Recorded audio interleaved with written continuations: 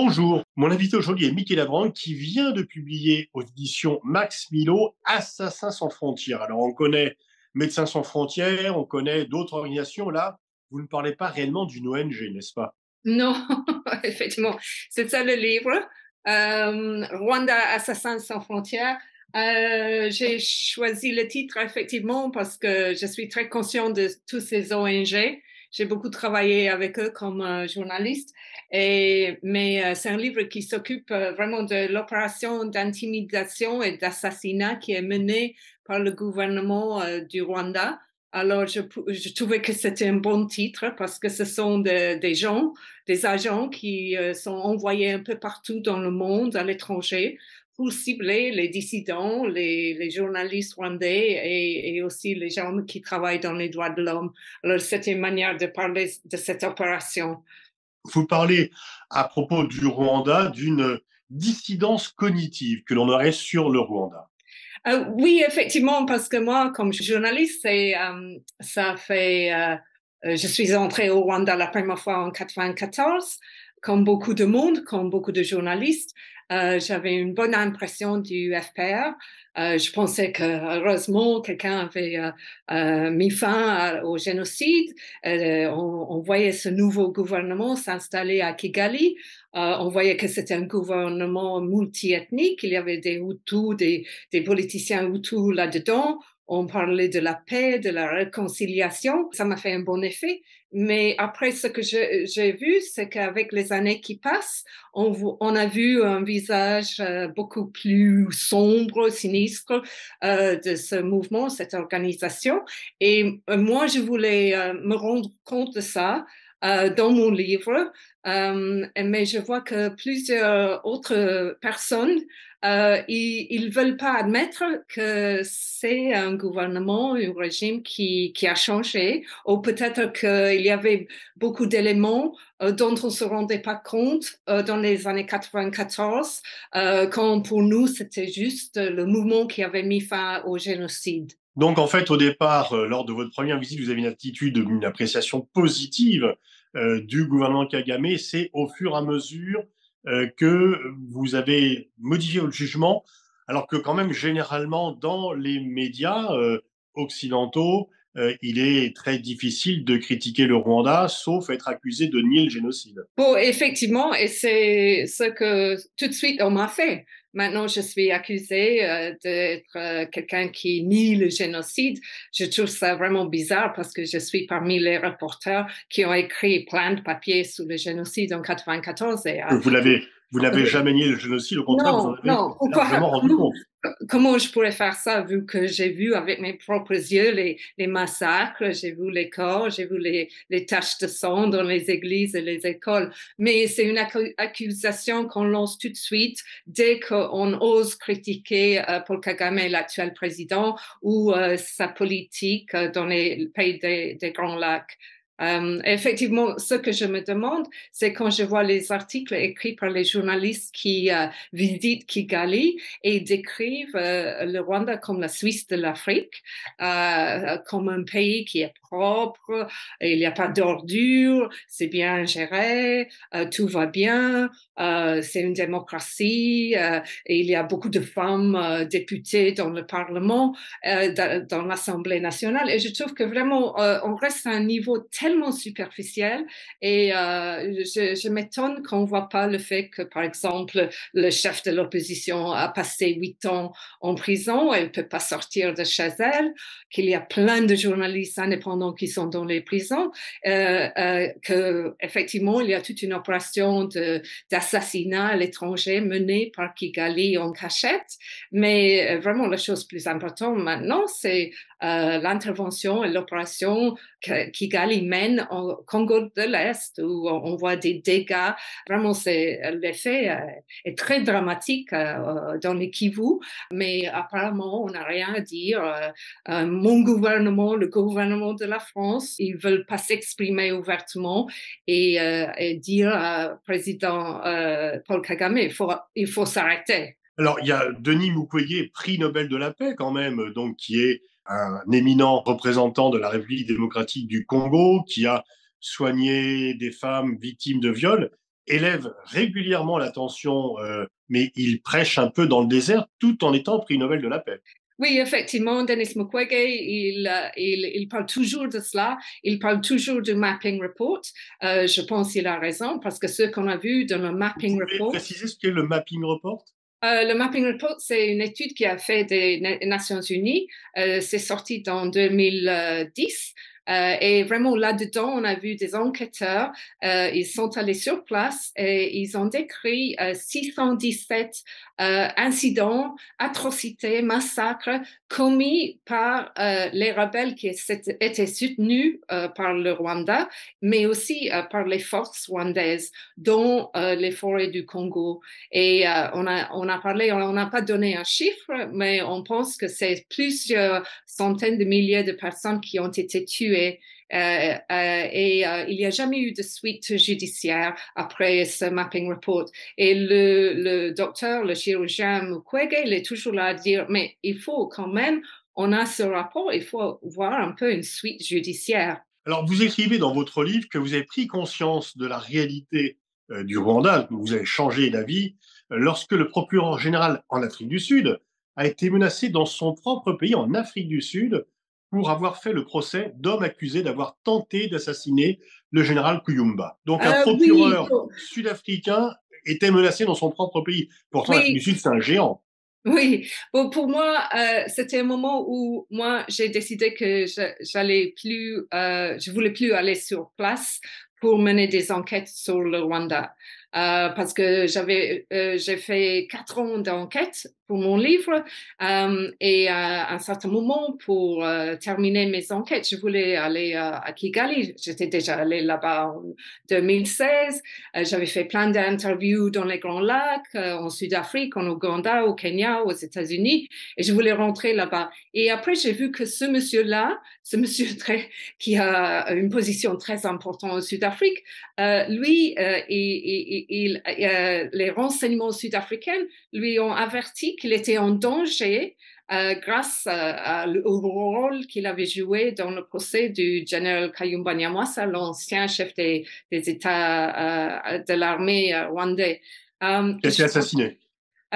Non, lui, il n'a pas été assassiné, on lui a tiré dessus, mais il est toujours en vie. Mais on a failli le tuer et c'est 5 attentats qu'il a subis en Sud-Afrique en exil.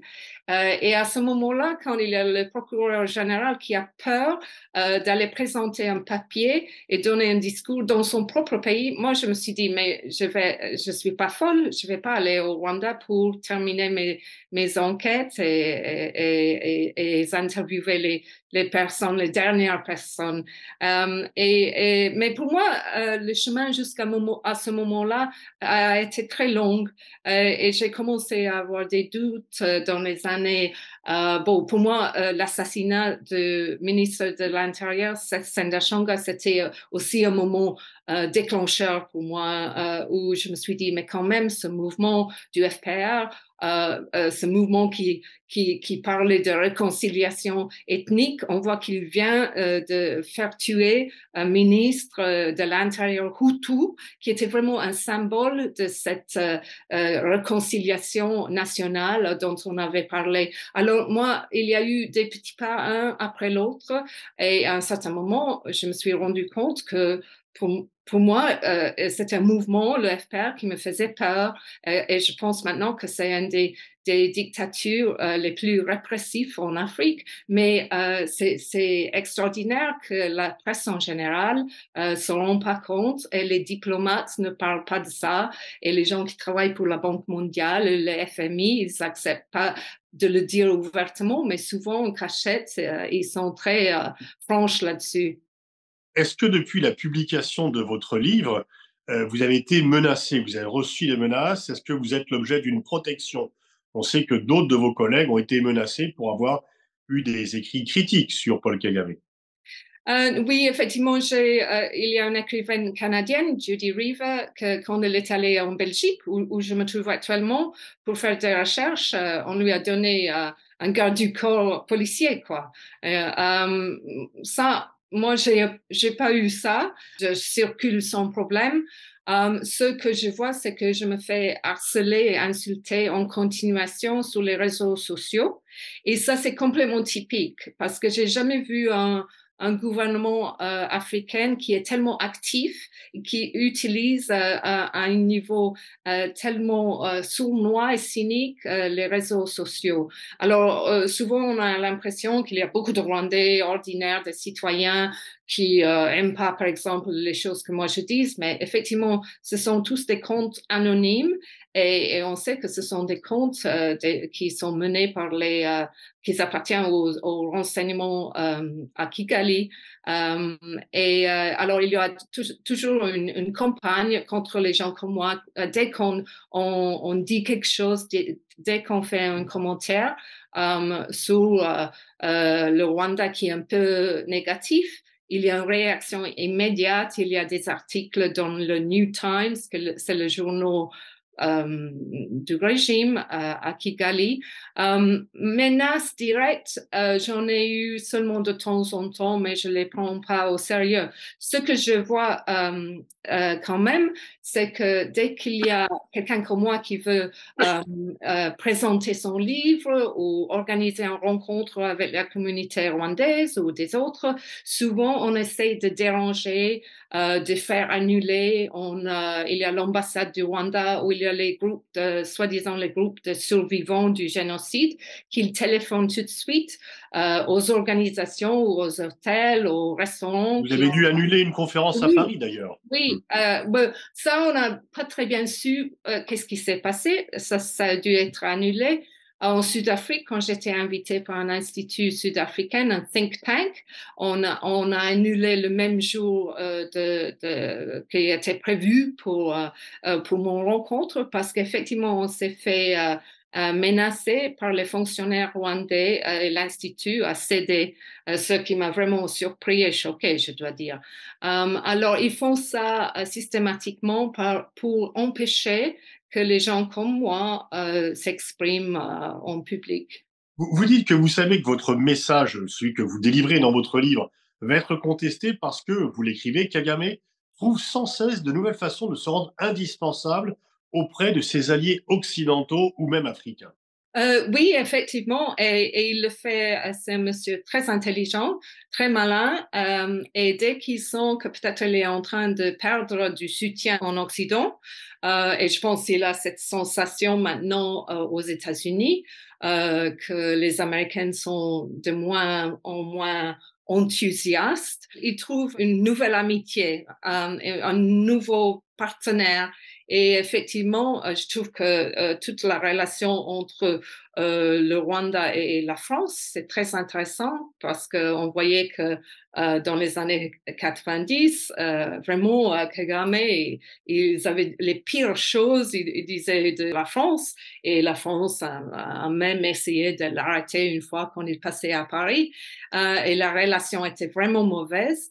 Et maintenant, on est devenus très proches. Macron et Kagame se sont alliés et on voit que la France compte sur lui pour du soutien militaire au Sahel, au Centrafrique, au Mozambique. Alors, je pense que c'est un monsieur qui sait comment se rendre utile et échange souvent ses relations, ses amitiés, dès il a la sensation qu'il a perdu un allié. Et effectivement, ce qui est très intéressant aussi, c'est sa relation avec mon propre pays, le Royaume-Uni, qu'à un certain moment, mon gouvernement a aussi exprimé des doutes, des réserves sur les droits de l'homme, la situation des droits de l'homme au Rwanda. Et on a vu qu'ils ont signé un contrat pour recevoir, accepter les demandeurs d'asile britanniques. Parce que, Dégoûté. oui, Alors, vous parlez beaucoup de Patrick Karegeya, qui était le chef des services de sécurité, un homme depuis le départ, qui était lié à Kagame, qui a grandi en Ouganda et qui a été assassiné, que vous avez très bien connu. Oui, j'ai connu, comme tous les journalistes connaissaient ce monsieur, parce que c'était la personne, si on allait rencontrer Paul Kagame pour l'interviewer, c'était souvent monsieur Karegeya qui sortait pour saluer les journalistes. Il aimait bien les journalistes parce qu'il comprenait, c'est un homme très intelligent et il comprenait que les journalistes peuvent être utiles à un petit gouvernement africain. Alors lui, c'était un proche de Kagame. Ils sont même allés à la même école. Ils se sont connus comme enfants, comme jeunes rebelles en Ouganda. Ils ont ensemble, ils ont formé le FPR en cachette en Ouganda. Pendant qu'ils étaient là, ils travaillaient pour Yoweri Museveni, l'actuel président ougandais, dans son armée, dans ses renseignements. Et après un certain moment, il devenait de plus en plus critique à l'égard de Kagame. Il n'aimait pas le fait qu'il y avait un culte de personnalité, que le monsieur prenait de plus en plus de pouvoir dans ses propres mains, qu'il n'y avait pas de partage de pouvoir, qu'on entrait sans cesse, il y avait des interventions au Congo militaires. Et à un certain moment, lui, il s'exprimait très ouvertement. Kagame ne voulait pas l'accepter. Il a passé en tôle. Et à un certain moment, on lui a dit, votre vie, vous êtes en danger. Il faut vous barrer. Il a pris la fuite. Il a déménagé en Sud-Afrique. Il a fondé une partie d'opposition et il a carrément, ouvertement dénoncé la dictature de Kagame. Et la fin pour lui, c'était quand il est entré dans une chambre d'hôtel en 2013, la dernière journée de l'année, invité par quelqu'un qu'il pensait être un ami, un homme d'affaires rwandais, et il s'est fait étrangler là, dans la chambre, par un escadron de morts envoyé de Kigali. Alors, à ce moment-là, je pense on comprend comme la politique de Paul Kagame peut être dure, sans pitié, parce que c'était son ancien ami. Vous décrivez aussi un Paul Kagame qui ne supporte pas la moindre critique et qui est capable de battre et d'humilier en public ceux qui ne sont pas suffisamment courtisans à son égard. Oui, effectivement, on m'a dit plusieurs fois qu'il gifle les généraux quand il n'est pas content de comment l'armée s'est comportée sur le terrain, qu'il humilie les ministres, s'ils sont en retard pour les rencontres, il les donne des coups de pied. Et je pense, on voit à travers ses actions, ses gestes, c'est quelqu'un qui est maintenant, il est tellement habitué à avoir tous les pouvoirs et il n'y a aucune personne qui ose vraiment lui dire ça suffit. Hein? Maintenant, vous exagérez, ça suffit. Ouais. Parce qu'on ne peut Et pas dire ça au Rwanda aujourd'hui. alors, comment vous expliquez que quand même la RDC, c'est un géant par rapport au Rwanda, mais la RDC, la République du Congo, semble impuissante par rapport au Rwanda, et même l'Afrique du Sud, où là, quand même, ce n'est pas un État failli, contrairement à la RDC. Comment expliquer que ces deux géants africains soient impuissants par rapport au Rwanda? Oui, bon, il y a des différents éléments pour le Congo, la RDC. Je pense que on a vu que c'est un pays impuissant qui vraiment n'a pas une armée qui compte depuis des décennies. Je veux dire, moi, j'étais basée à Kinshasa dans les dernières années de Mobutu, du maréchal Mobutu, et on comprenait à ce moment-là que l'armée, c'était une armée de prédateurs, les soldats qui demandaient des pots de vin dans les boulevards de Kinshasa, mais c'était pas une armée qui pouvait se battre et ils n'étaient pas à la hauteur du FPR, ça c'est sûr, ou des forces rwandaises. Alors je pense ça c'est toujours un problème que Félix Tshisekedi doit essayer de régler parce qu'il est là à inviter des armées de l'étranger à entrer pour combattre le M23, le groupe rebelle, mais c'est parce que son propre armée ne peut pas compter dessus. Au niveau du Sud-Afrique, je pense que c'est une autre histoire. Je pense que le Sud-Afrique, comme les Occidentaux, d'ailleurs, ils ont une sensation de culpabilité profonde parce qu'en 94, il y a eu le génocide et l'Afrique n'a rien fait. Les Occidentaux, les Nations Unies, ils ont ils ont commencé à retirer leurs troupes au moment que les massacres ont débuté. Et je pense ce que j'ai compris en parlant avec les politiciens sud-africains, ils disaient pour nous c'était un bon moment, il y avait les élections, on entrait dans un chapitre, un beau chapitre de notre histoire, et on est très conscient qu'à ce moment-là, le Rwanda entrait dans l'enfer et on n'a rien fait. Alors, je pense qu'ils ont toujours cette sensation et ils ont un peu tendance à mal comprendre le rôle que Paul Kagame a joué, le rôle que le FPR a joué, un peu comme les Européens d'ailleurs. Oui, j'allais y venir. En fait, donc c'est aussi la culpabilité par rapport à l'inaction initiale face au génocide qui explique le silence des pays occidentaux, et notamment, vous l'avez dit, la France qui était très visée pour avoir se racheter finalement, accepte tout de Kagame pour n'être plus accusée d'avoir participé au génocide comme elle l'a souvent été. Oui, et je trouve que c'est vraiment bizarre et dommage parce qu'effectivement, pour moi, la France est en train de commettre le même erreur qu'ils ont commis avec le président Habyarimana. C'est-à-dire, c'était un dictateur militaire. Au niveau des droits de l'homme, ça l'est pas du tout. Il y avait une atmosphère toxique. On préparait le génocide on l'a soutenu au niveau militaire aussi. Et après, maintenant, on a honte de cela et on a mauvaise conscience. Mais effectivement, la France, pour moi, c'est en train de faire exactement la même chose avec Kagame, un monsieur qui truque les élections, qui emprisonne les journalistes, qui a le sang de milliers de personnes sur ses mains grâce à ce que ses troupes ont commis dans les forêts du Congo. Et quand même, on veut absolument avoir un partenariat avec le Rwanda et avec Paul Kagame. Et je pense que c'est la même erreur et on le refait. Alors, aux États-Unis, quand même, il semble y avoir un débat plus ouvert et les États-Unis ont obtenu la libération du héros du film Hôtel Rwanda, qui avait été carrément kidnappé à l'étranger, jugé pour terrorisme au Rwanda. Il avait la nationalité américaine et donc les États-Unis sont intervenus pour qu'il puisse être libéré après quand même une détention assez longue. Oui, il était résident, mais pas citoyen américain. Ah. Mais quand même, les Américains se sont vraiment efforcés pour le libérer. Il y a eu toute une campagne de la famille très impressionnante. Après le fait qu'il y avait eu un film, ça n'a pas fait du mal parce qu'il y avait toutes les célébrités de Hollywood qui ont soutenu cette campagne. Il y avait toute sa famille. Et après, à la fin, il y avait la Maison Blanche, le State Department, il y avait les députés américains qui s'exprimaient là-dessus. Et je trouve que les Américains, quand ils veulent faire la pression, ils le font. Et effectivement, je pense que ce chapitre-là a beaucoup changé les relations entre les États-Unis et Kagame, parce qu'avant, on voyait que les États-Unis, c'était toujours le pays qui soutenait au niveau financier et militaire le régime de Kagame. Et maintenant, je pense que vraiment, c'est plus la même chose.